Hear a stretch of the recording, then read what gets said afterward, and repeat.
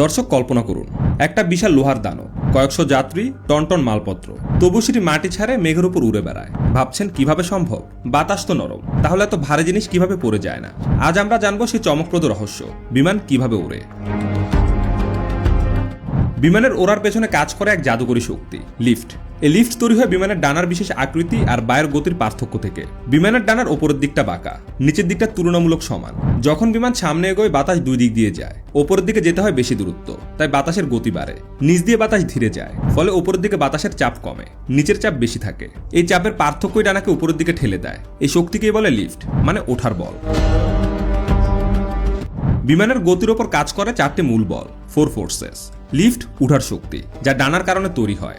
Wait ওজন, যা মাধ্যাকর্ষণ শক্তিকে নিচে টানে। থ্রাস্ট ঠেলা বা ধাক্কা, যা ইঞ্জিন বিমানকে সামনে ঠেলে দেয়। ড্রাগ বাতাসের বাধা, যা সামনে চলার পথে বাধা দেয়।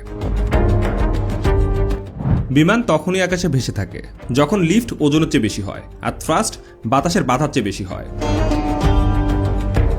বিমানের ইঞ্জিন হলো তার হৃদয়। ইঞ্জিন বিমানকে সামনে ঠেলে দেয়, অর্থাৎ থ্রাস্ট তৈরি করে। এই সামনে চলার গতি থেকে ডানার চারপাশে বাতাস প্রবাহিত হয় এবং লিফট তৈরি হয়। তখনই বিমান মাটি ছেড়ে আকাশে উঠে যায়।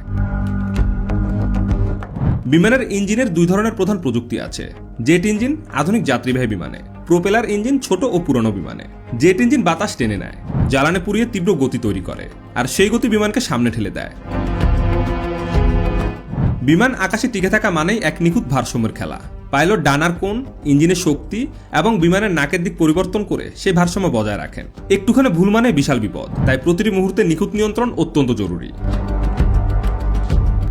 বিশ্বের সবচেয়ে বড় যাত্রীবাহী বিমান এয়ারবাস A380-র ওজন প্রায় 5 লক্ষ কিলোগ্রাম, তবু এটি আকাশে ভেসে থাকে, কারণ তার ডানাগুলো প্রতি সেকেন্ডে এমন লিফট তৈরি করে যা সে বিশাল ওজনকে সহজে পরাজিত করে দেয়।